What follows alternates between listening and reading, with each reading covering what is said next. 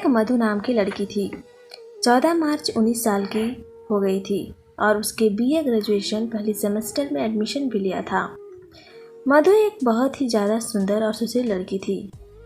वह बिना फालतू किसी से कोई भी बातचीत नहीं, लेकिन बहुत सारे लड़के उसकी शराफत का फ़ायदा उठाते थे और उसे कॉलेज में बहुत ज़्यादा परेशान किया करते थे। एक दिन की बात है, मधु कॉलेज के गेट से कॉलेज अंदर जा रही थी कि रास्ते में उसके सीनियर लोग मिल जाते हैं, जिससे सीनियर लोग मिलते हैं और नोटों को तुरंत ही उसके पास बुला लेते हैं, क्योंकि मूवी देखने में काफ़ी ज़्यादा चंचल और सुशील लगती थी दिखने में वह। जैसे ही मधु अपने सीनियर के पास जाती है तो उसे मधु अपने सीनियर से कहती है कि क्या बात है बताइए। उसका सीनियर कहता है, तुम्हें ABCD लिखने आती है क्या? तभी मधु कहती है कि अगर मुझे ABCD लिखने नहीं आती तो मैं कॉलेज में कैसे पहुंच पाती। इतना सुनते ही सीनियर लड़के और लड़कियों को बहुत ज़्यादा गुस्सा आ जाता है और वह बुरा भला मधु को कहने लगते हैं। तभी मधु के क्लास का और उसी की समस्या को सुनकर एक लड़का उसे मधु पर नज़र पड़ते हुए देखता है। जिसे वह लड़का देखता है उसका नाम था राकेश। रमेश ने देखा कि उसकी क्लासमेट मधु को सीनियर लोग मिलकर उसे छेड़छाड़ तथा उसकी रैगिंग कर रहे हैं। यह देखकर रमेश को बहुत बुरा लगता है। वह सीनियर के पास जाता है और कहता है कि आप लोग ऐसा क्यों कर रहे हैं, यह बहुत ही गलत है। किसी भी लड़की को इस तरह परेशान करना बिल्कुल भी अच्छी बात नहीं है। उसके बाद सीनियर लड़के तथा रमेश में काफ़ी ज़्यादा बहस हो जाती है और आखिरकार रमेश मधु को अपने साथ लेकर कॉलेज में अंदर जाता है। जैसे ही वहाँ पर रमेश क्लास में उसे लेकर बाहर निकलता है, रमेश से मधु कहती है कि कॉलेज में जो लड़की और लड़के मुझे परेशान कर रहे थे, मुझे उससे बचाने के लिए आपको शुक्रिया। तभी रमेश कहता है कि ऐसी कोई बात नहीं, तुम्हें मुझे शुक्रिया करने की कोई ज़रूरत नहीं है, क्योंकि तुम मेरी क्लासमेट हो और तुम्हारी रक्षा करना मेरा फर्ज होता है। इन सभी बातों को सुनकर मधु को रमेश पर बहुत ज़्यादा प्यार आता है।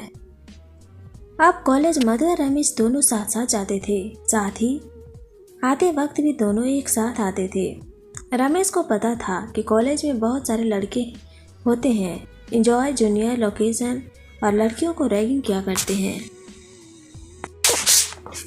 दोनों ऐसा ही करते थे कि जो भी कॉलेज पहले आया करता था उन्हें इंतज़ार करना पड़ता था दूसरे के लिए। ऐसा करते करते काफ़ी ज़्यादा दिन बीत गया था। उन दोनों ने अब प्रथम सेमेस्टर में प्रमोटेड होकर अब कॉलेज के तीसरे सेमेस्टर में पहुंच चुके थे। अब तो रमेश मधु को कहता है कि तुम अगर पहले आ जाओगी कॉलेज तो तुम कॉलेज के अंदर मत जाना, मेरा इंतज़ार बाहर ही करना। जब मैं कॉलेज जाऊंगा तो मेरे साथ अंदर चलना, फिर उसके बाद किसी को भी कॉलेज के अंदर बिना कुछ कहे तुम्हें कहने की हिम्मत नहीं करेगा। दोनों के एक दूसरे से मिलते जुलते 1 साल से ज़्यादा हो चुके थे और दोनों अपने घर में भी मोबाइल से बात किया करते थे। दोनों ही काफ़ी ज़्यादा मित्रता और बेहद ही ज़्यादा गहरी लगाव कॉलेज के समय से ही। लेकिन इन बातों से मधु को किसी भी प्रकार का कोई फर्क नहीं पड़ता था, क्योंकि मधु कहते थे कि हम दोनों सिर्फ एक अच्छी दोस्त हैं। वह जिसको जो भी सोचता सोचने दीजिए, हम लोग कॉलेज में साथ आते हैं, साथ जाते हैं और साथ रहते हैं, हमेशा ऐसे ही रहेंगे। दुनिया वाले कुछ भी सोचे, मुझे कोई फ़र्क नहीं पड़ता है। जैसे जैसे 3 साल पुरानी बीत गई और वे लोग अंतिम सेमेस्टर की पढ़ाई कर रहे थे। बधाई देने के बाद परीक्षा देने के लिए वे सभी लोग छुट्टी लेने वाले थे, लेकिन मधु को इस बात की चिंता होने लगी थी कि बिना रमेश की दोस्ती के कारण वह एक कदम भी आगे नहीं जा सकती थी और वह कॉलेज आना जाना भी नहीं चाहती थी। आशीष मिश्रा का आखिरी एग्जाम हो रहा था। तभी मधु रमेश से कहती है कि मुझे तुम्हारे बिना रहने की आदत नहीं है, हम कहाँ से कॉलेज तो बंद हो जाएगा, अब तो कोई क्लास करने भी कॉलेज नहीं आएगा मुझे आपकी आदत लग गई है, मैं तुम्हारे बिना नहीं रह सकती हूँ। उसके बाद रमेश कहता है कि मेरा भी यही हाल है, क्योंकि हम लोग पिछले 3 सालों से एक साथ रहते हैं, एक साथ आते हैं और एक साथ जाते हैं, क्लास में एक साथ पढ़ाई करते हैं, साथ ही साथ हम लोग कॉलेज के बाहर घर के जैसा एक दूसरे से फ़ोन में भी बात करते हैं। ऐसे में कॉलेज खत्म होने के बाद हम दोनों एक दूसरे से मिलने कैसे आएंगे?